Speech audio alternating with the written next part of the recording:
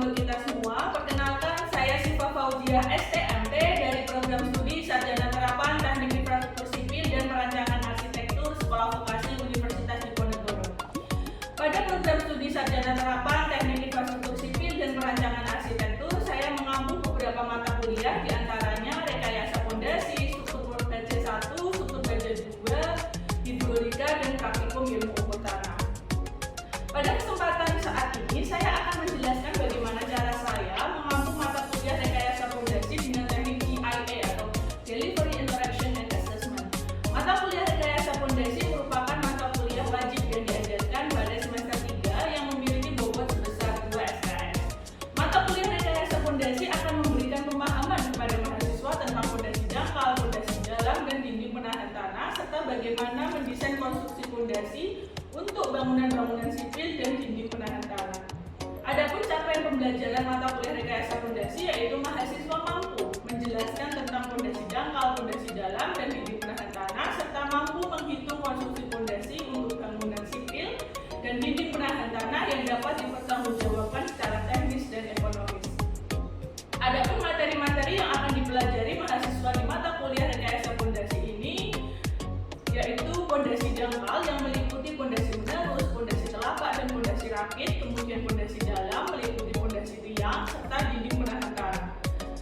Referensi yang saya gunakan dalam menyampaikan kuliah rekayasa fondasi diantaranya buku karya Hanafiah yang berjudul Rekayasa Fondasi untuk Program Vokasi, kemudian buku Graduate MDes, Principle of Foundation Engineering, dan Mekanika Tanah, Prinsip-prinsip Rekayasa Geoteknis. Selain itu, saya juga menggunakan referensi berupa jurnal baik dari dalam negeri maupun dari luar negeri. Dalam menyampaikan materi kepada mahasiswa, saya mengkombinasikan beberapa metode pembelajaran, diantaranya ceramah, small group discussion, case study, project based learning. Pada project based learning, mahasiswa dihadapkan pada suatu kasus sehingga diharapkan mahasiswa dapat menyelesaikan dan menemukan solusi untuk kasus tersebut. Tujuan project based learning pada mata kuliah rekayasa fondasi agar mahasiswa mampu menghadapi kondisi real di lapangan yang selalu dinamis. Agar tercipta kelas yang aktif dan interaktif, saya terlebih dahulu mengirimkan materi kepada mahasiswa sebelum perkuliahan dilakukan, sehingga diharapkan terjadi komunikasi dua arah antara dosen dan mahasiswa. Selain itu, interaksi juga saya munculkan ketika mahasiswa terbentuk dalam small group discussion untuk membahas kasus-kasus tertentu. Mahasiswa juga dapat berinteraksi dengan dosen di luar jam pembelajaran melalui platform MS Team atau Word. Terkait proses pemberian tugas dan penilaian, pada awal perkuliahan saya sudah menjelaskan secara singkat mengenai kontrak perkuliahan serta mengupload RPS di platform MS Team atau Word. Agar bisa diakses oleh mahasiswa, RPS tersebut saya upload sehingga mahasiswa dapat memahami materi-materi apa saja yang akan dia dapatkan selama mengikuti perkuliahan rekayasa fondasi selama 1 semester. Adapun prosentase penilaian untuk mata kuliah rekayasa fondasi untuk tugas sebesar 50%, kemudian UTS dan UAS masing-masing 25%. Agar dapat memberikan penilaian dengan tepat kepada mahasiswa, saya menyiapkan rubrik penilaian untuk menilai sesuai dengan indikator yang telah dituliskan di dalam RPS. Setelah ini, saya akan menampilkan video rekaman pembelajaran tatap muka real classroom pada mata kuliah rekayasa fondasi.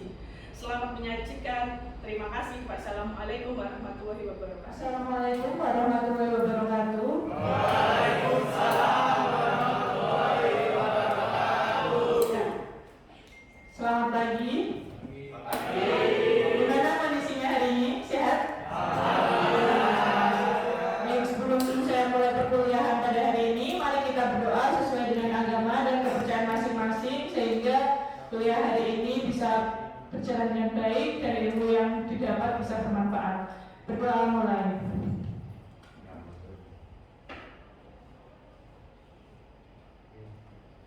Cukup? Nah, pada hari ini kita akan belajar tentang mata kuliah rekayasa fondasi. Nah, yang akan mengampu adalah saya, Ibu Siva Fauzia. Nah, materi apa saja yang kalian akan dapatkan selama 1 ini belajar rekayasa fondasi?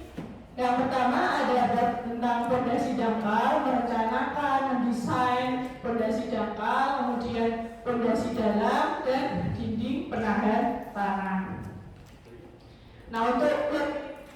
tekniknya dan detail tentang subbab-subbabnya kalian bisa baca di RPS atau rencana pembelajaran semester yang sudah saya unggah di Buron. Nah, untuk referensi dari mata kuliah ini saya gunakan beberapa referensi. Yang pertama ada bukunya Project MDes tentang Principle of Foundation Engineering. Nah, ini juga ada versi bahasa Indonesianya ya, mekanika tanah, prinsip-prinsip rekayasa geoteknik. Kemudian yang kedua ada rekayasa fondasi untuk program vokasi. Nah, ini beberapa referensi yang saya gunakan. Ini kalian bisa download ya, kayaknya ada deh e-book untuk yang buku Belajar MDes ini di internet. Nah, gitu. Jadi kan kalian nggak perlu paperless lah ya, nggak perlu memprint fotokopi gitu. Jadi bisa kalian bawa di HP dalam genggaman kalian. Bisa kalian baca tiap hari. Oke, baik. Nah, untuk materi pertama hari ini saya akan membahas tentang pendahuluan yang berisi tentang materi definisi fondasi itu apa, kemudian fondasi, jenis-jenis dan klasifikasi dari fondasi. Nah, tujuan pembelajaran atau capaian pembelajaran untuk pertemuan pertama hari ini diharapkan mahasiswa nanti mampu menjelaskan dan membedakan penggunaan fondasi dangkal dan fondasi dalam. Sebelumnya ada yang tahu fondasi itu apa? Fondasi dalam itu jenis. Ada yang tahu fondasi itu apa? Struktur dasar, ya betul. Jadi dia ada di bawah ya. Nah ini betul. Jadi fondasi itu adalah bagian dasar dari struktur bangunan atau substructure yang berfungsi untuk mendukung seluruh beban dari bagian atas struktur atau upper structure dan meneruskan beban tersebut ke lapisan tanah yang cukup kuat. Nah di sini kata kuncinya adalah mendukung seluruh beban dan meneruskan beban. Nah itu fungsi dari fondasi. Mendukung seluruh beban yang ada di atas, kemudian meneruskannya ke lapisan tanah keras.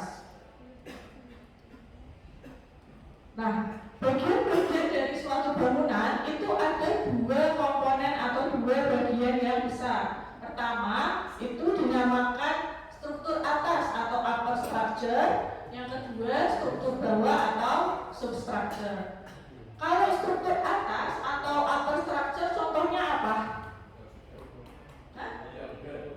Udah itu ya, betul, itu termasuk struktur atap ya. Kemudian apa lagi?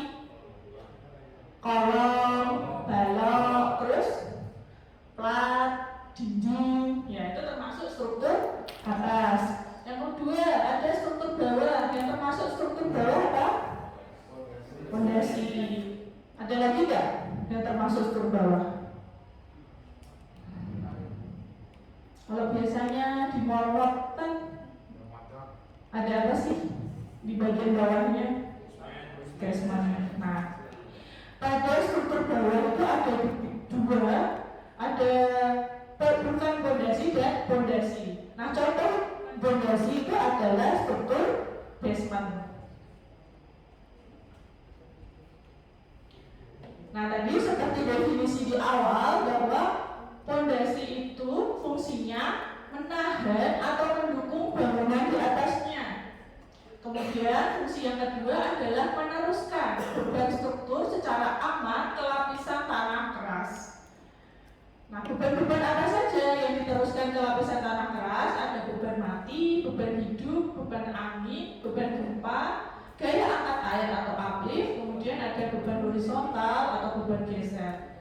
Nah, contoh dari beban mati itu apa? Contoh beban mati dalam suatu bangunan. Apa?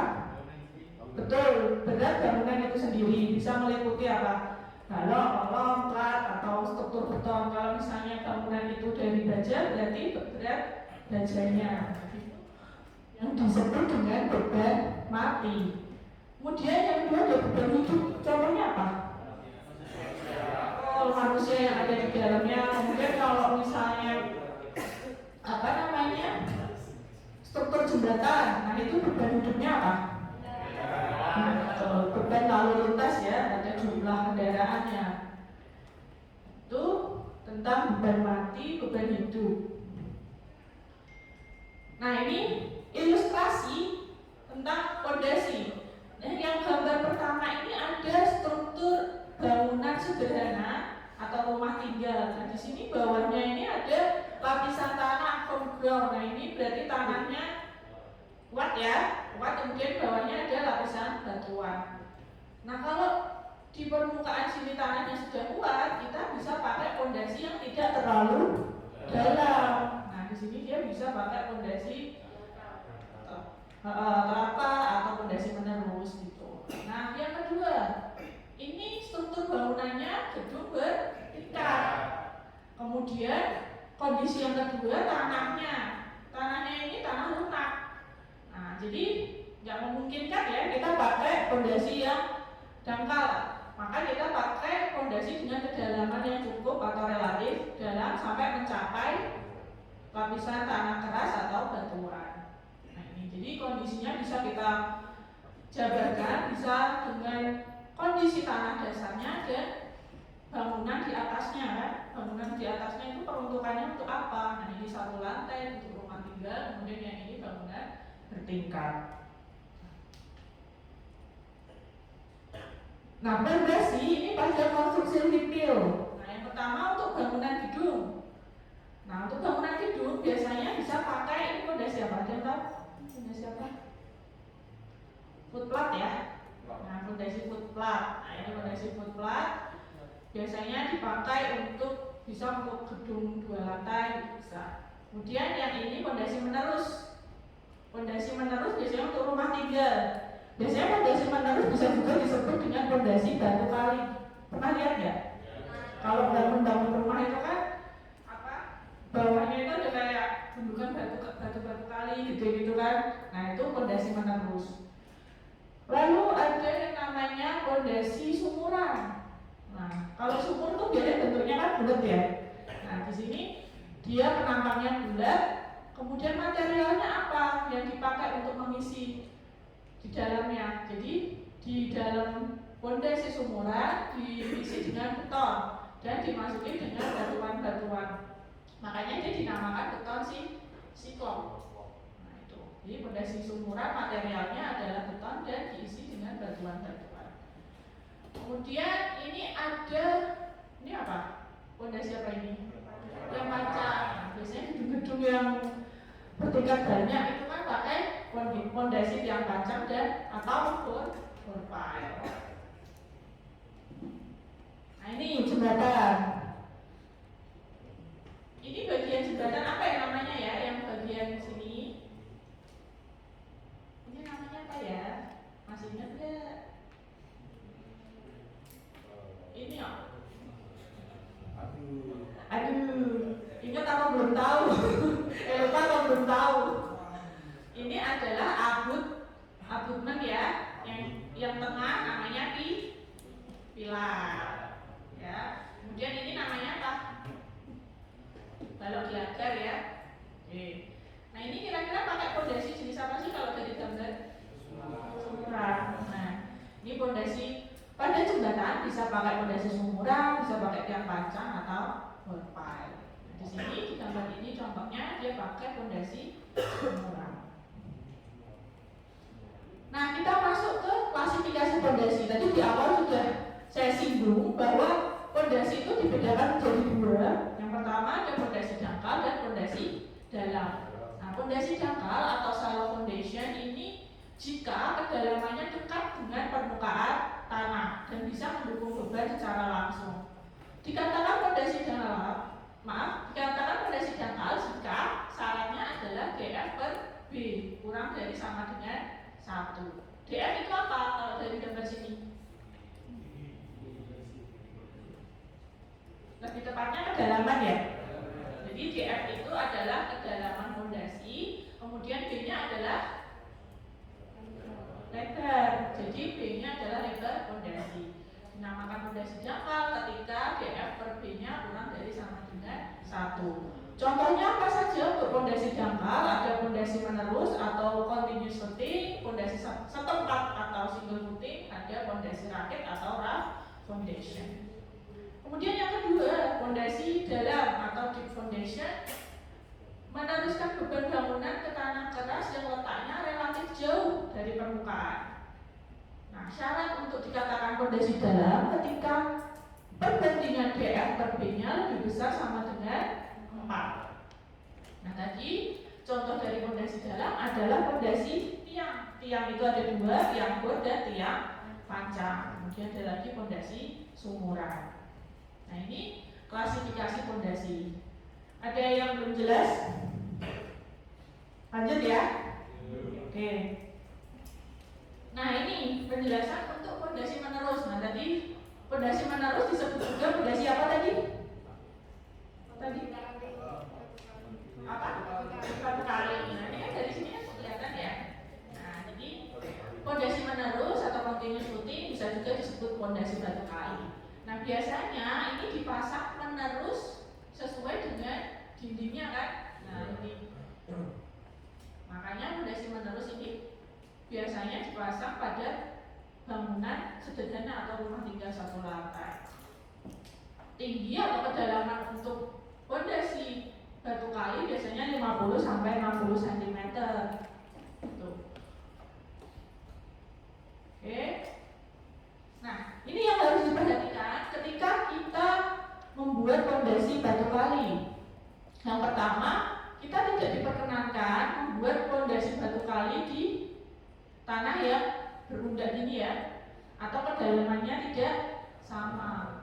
Kenapa? Ini jajanan berpotensi retak atau ambles yang paling bahaya ya ambles itu. Kemudian kita tidak boleh meletakkan pondasi di 2 jenis tanah yang berbeda. Ini tanah keras dan tanah lunak. Nah, kalau misalnya tanahnya berbeda, maka kita kasih treatment dulu. Kalau enggak, kita lakukan pengurugan dengan spesifikasi dan jenis tanah yang sama. Kemudian ada pondasi setempat atau footplat. Nah, ini biasanya diletakkan di bagian kolom-kolom. Nah, ini ya. Jadi bedanya apa dengan pondasi tadi menerus? Nah, ini diletakkan hanya di bagian kolom-kolomnya saja. Bisa di tengah-tengah ini, terus ada di pinggir. Nah, kalau di pinggir ini bentuknya dia nggak eksentris ya. Nah, kalau di pinggir bentuknya seperti ini. Kalau di tengah tiang kolomnya ini eksentris di tengah. Nah, pondasi setempat atau footplat ini memiliki atau dikasih tulangan. Nah, kalau tadi pondasi menerus kan langsung batu kali ya. Nah, kalau ini dikasih tulangan, kemudian dicor. Itu untuk pondasi setempat atau footplat. Lalu pondasi rakit atau raft foundation. Nah, ini pondasi footplat tapi jumlahnya banyak kemudian digabung menjadi satu. Nah, ini kan footplat kemudian digabung menjadi satu, jadi namanya raft foundation atau pondasi rakit. Jadi bentuknya kayak rakit yang dari sungai itu. Nah, ini biasanya pondasi rakit ini digunakan untuk bangunan-bangunan gedung yang mempunyai struktur basement. Nah, jadi bikin pondasi rakitnya dulu, kemudian baru struktur basementnya, kemudian struktur atas. Nah, ini kita masuk ke jenis pondasi dalam ya. Nah, jenis pondasi dalam tadi yang pertama ada sumuran. Nah, ini sudah saya jelaskan tadi bahwa pondasi sumuran itu dia materialnya adalah beton dikasih dengan batuan yang dinamakan beton siklop. Nah, ini bisa juga dimasuki ini ya, tulangan ya, tergantung dari beban yang bekerja di atasnya. Ketika bebannya besar dan dihitung kurang kuat ketika cuma dikasih beton, maka bisa ditambah dengan tulangan. Nah, ini pondasi tiang pancang. Pernah lihat ya? Udah kan? Udah pernah lihat. Nah, bedanya pondasi tiang pancang dengan pondasi berupa itu apa? Kalau tiang pancang itu apa? Dia bisa langsung beli apa harus dibikin di lokasi? Langsung beli ya. Jadi dia sudah jadi dan sudah difabrikasi. Nah kita pesan, kemudian pernah lihat jadi yang diantar pakai kontainer gitu yang panjang-panjang. Nah itu yang panjang ya, yang panjang yang sudah siap untuk diantar ke lokasi proyek. Nah cara metode pelaksanaan untuk yang panjang itu gimana sih? Kan udah sampai tuh, habis itu masaknya gimana? Cantum. Ya yang bunyinya cantum kan. Ya, jadi dipalu pakai hammer ya. Nah kemudian selain dipalu bisa juga ditekan dengan tekanan tertentu gitu. Nah ini kalau yang panjang. Yang kedua berpal. Nah kalau yang panjang tadi kita fabrikasi. Kalau berpal dibikin di lokasi proyek ya. Jadi in situ. Jadi ngecornya ada di lokasi proyek.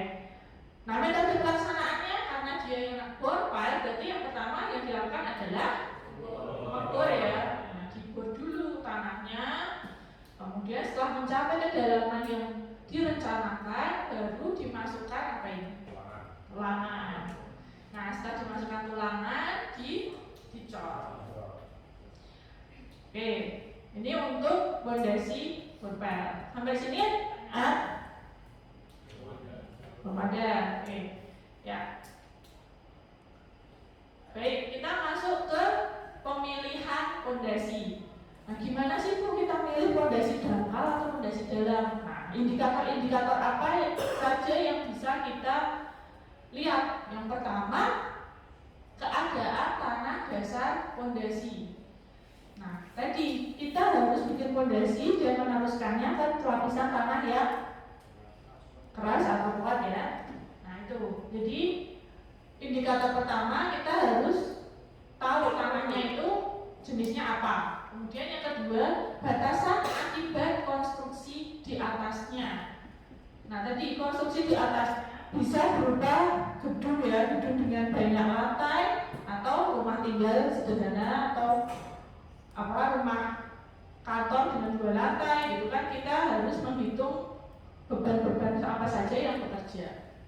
Kemudian yang nomor 3, batasan dari lingkungan sekelilingnya. Misalnya nih, kalian mau bikin gedung 12 lantai. Nah, kalian ini milih antara mau pakai berpel atau tiang panjang. Nah, di situ kondisi sekitarnya itu rumah-rumah warga dengan dempet-dempet atau padat penduduk. Nah, kira-kira sebagai seorang engineer, kalian pilih pakai apa? Tiang panjang atau berpel? Kenapa?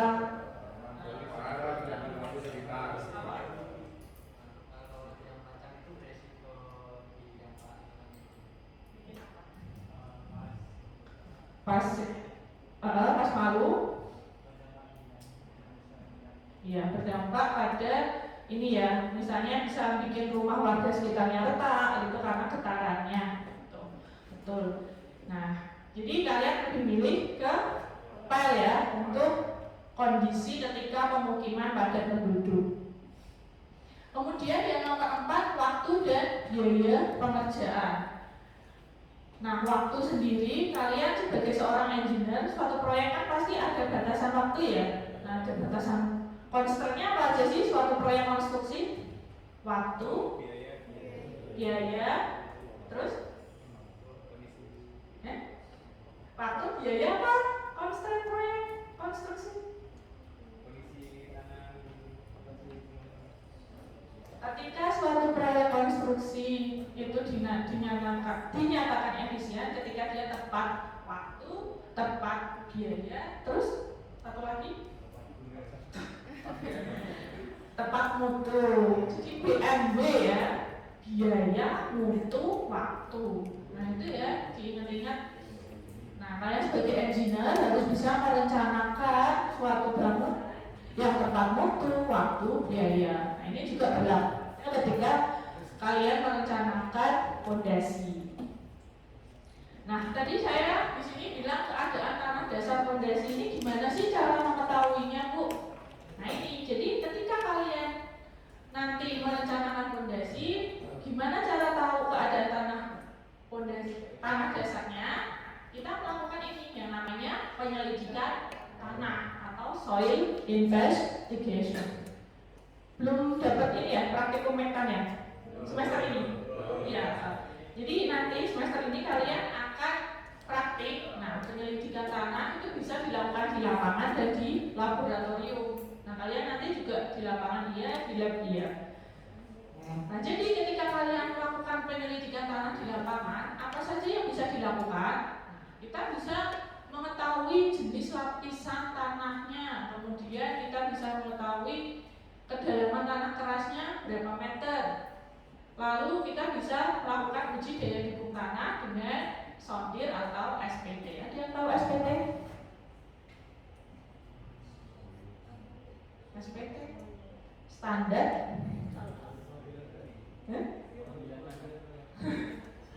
Standar penetration test itu SPT. Nanti kalian dapat pas waktu praktikum ya. Kemudian yang dilakukan di lapangan lagi adalah ambil sampel untuk diuji di lab. Apa saja yang dilakukan di lab? Nah, di lab ini untuk memperoleh sifat-sifat mekanis dari tanah. Di antaranya ada kohesi, sudut geser, dan berat volume tanah. Oke, itu tadi tentang definisi pondasi, fungsi pondasi, jenis-jenis pondasi. Ada yang ingin ditanyakan atau ada yang kurang jelas? Sudah? Ya. Oke. Untuk pertemuan